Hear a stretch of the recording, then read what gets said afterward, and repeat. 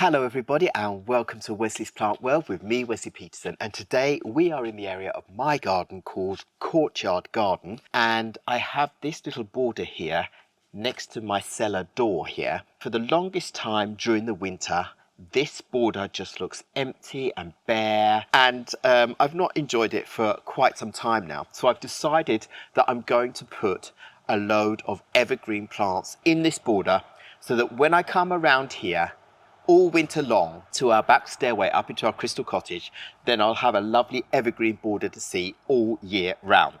At the moment, there's a lot of different things coming up in this border that I've planted in here. Some I've tried to take out, like this Lucimakia punctata, yellow loosestrife. And then I planted in some lovely geums, totally tangerine, in here.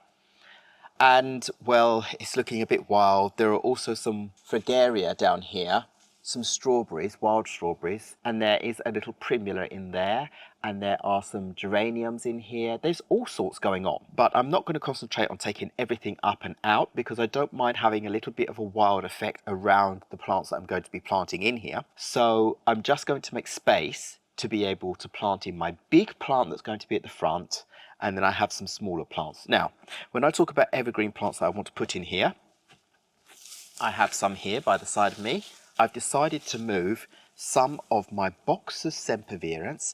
These are absolutely beautiful plants. I bought them as tiny little plants years and years ago for 5 krona a plant, and they've grown a lot in that time and done very well. So these are going to be plotted around and about in this border as I feel fit, and with as many as I feel that I need. I have 3 here at the moment, but we'll see, because the next plant I'm putting in there is a very big plant, and it is this one here that I have on the floor.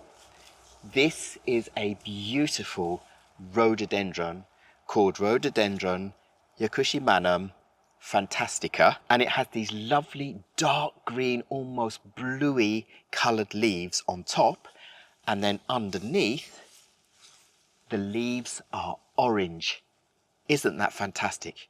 Now this plant can take full sun to part shade, and that's why I'm planting it in this border, because actually this border gets a southern exposure, but it does take some time for the sun to come round, and then during the middle of the day it will have sunshine, and then the sun disappears off around that corner there towards the west, and then the border's in the shade again.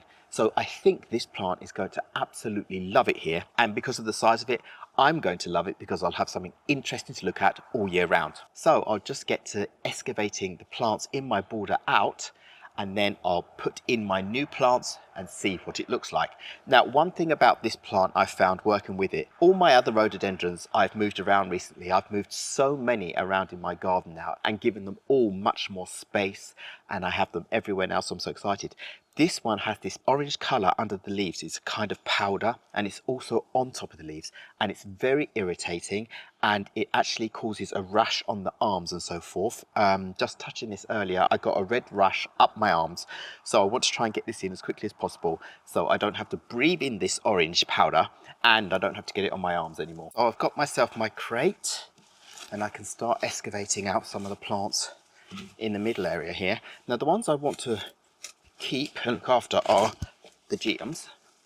So I can take this beautiful example up and show you, because I'll just replant them later. But here we go. There's a lovely geum, and I'll just put up on the screen here some pictures of the lovely orange flowers because they're absolutely gorgeous. And if you deadhead this plant, it will keep flushing out more flowers during the summertime. But it's very beautiful, and it's semi-evergreen as well, so that's perfect. Here, another beautiful lump of these lovely geums. Why am I putting them on the side when I bought myself a crate to put them in? This is a wild plant, but it looks absolutely gorgeous. Look at the lovely pink flower on it. But this I don't need here because I have them coming up everywhere in my garden. So this will be just put to the side for now. So here I have 2 different plants. I have my lovely geum that I want to keep, and at the same time it's intertwined with roots from this Lucimakia punctata, which I will repurpose in another border actually to the side with that too. It's nice to get this Lucimakia punctata out of here.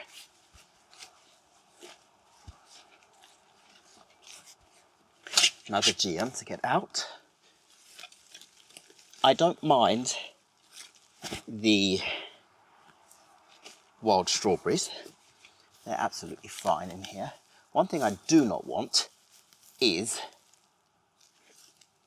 this grass growing in here. That is a nightmare. So again, another, oh, wow, big root, another geum. So now I feel like I've excavated out everything that I need to get out to be able to get this big plant in front of my cherry tree. They're not going to be competing because the cherry tree will have roots that have gone down much deeper. This plant has a tiny root ball that will only stay small and it's surface deep. So they'll both have ample space to get moisture. So make a hole. I don't mind it being quite close to the front either. I'm not worried about covering all of the other plants here because they will just wipe themselves out. Something I don't want in here, more of this grass. If I can get that out, that would be great. At the same time. So now I think the hole is big enough and now I can get my plant in like this and get it to stand up a little bit. As I said, I don't mind the plant being a little bit over the edge of the border. I like that look, kind of. The problem is this plant was growing where it only had light in a certain area, so it's grown out a lot in one area and it's empty in the middle. So I'm hoping that that with time will actually fill out, because otherwise the bush will look odd. So I might actually stand it up just a little bit more and even twist it a little bit. A lot of dust coming off that plant, not good for me. While I'm at it, I do really want to get some more of this Lucimacea to come up out of here. When you do this and you break their roots, more will come up, but at least I would have got a big amount of it out. Here we go, look at this. Oh, tough one. All of this gone. I'm wondering if I'm wanting to push it up, if I shouldn't turn it around, because then when I push it up, it will be facing more forwards than what it is now. I think I'll try that. Now see, just turning it around, that already looks so much better and is a much better effect. It feels much more filled out, and I know with time it will be able to fill out even more like that. Perfect. Now to fill in so it doesn't lose its position. I like the fact that I didn't actually have to take out so many plants to do this either. Yes, and there we have it. I think it looks absolutely fantastic like that. And I'll just have to be patient and wait for it to fill out even more. Now, my geums, I want to take all of them out and repurpose them. We need to be able to get to our electric box there. So I actually shouldn't have too many things planted in the way there.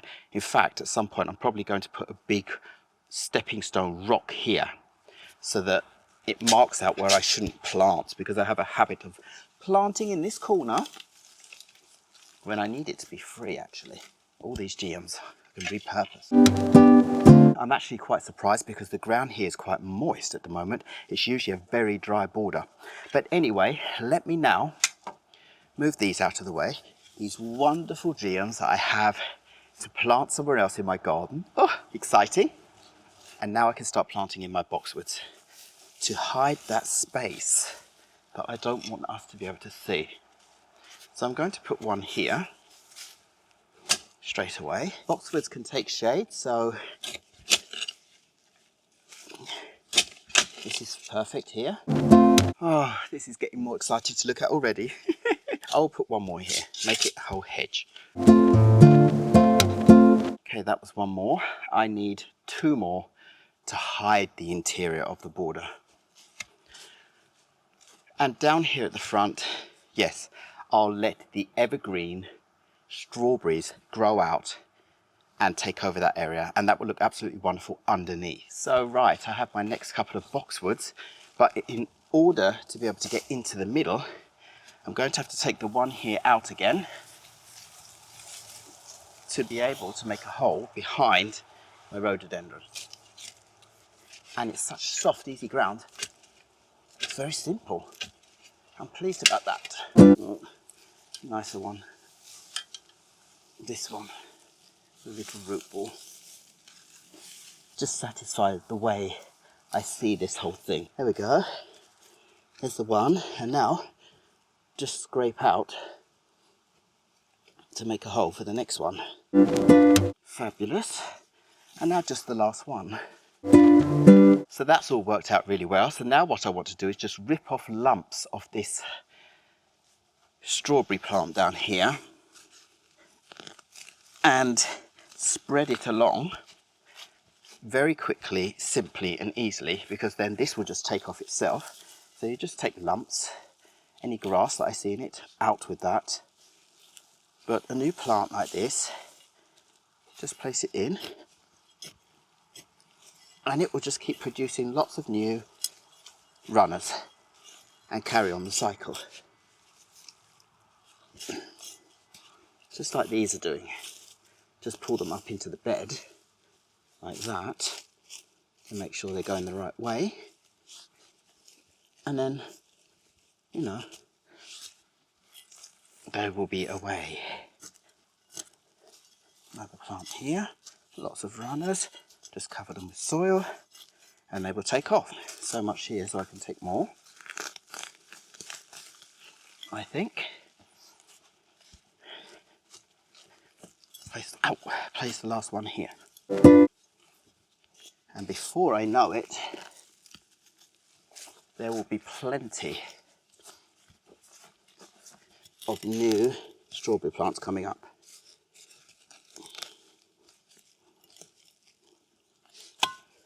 Strawberry plant, but not the grass. So push it all back into the border. Make them go the right way. They're actually growing all the way down my steps here. So I just want to lift this and place it in here and stick them down in the soil. And then they'll take off there. Now, just put my plant pot up there to hide that corner. So, we'll start by going down towards the left here, where the cellar door is. So you can see down by the side, here, where I've planted in these boxes sempervirens, and you can see I made this little retaining stone wall down to the cellar. So now it's really nice with some green here. And then we have my Rhododendron Yakushimanum Fantastica front here. Look how shiny it is. I've just watered it over so it looks dark green without the orange. But otherwise, it will have this orange tinge to it as well. Absolutely beautiful. And then round the other side here, you can see more of the box of sempervirens planted in, right round to the back. And more of the rhododendron here,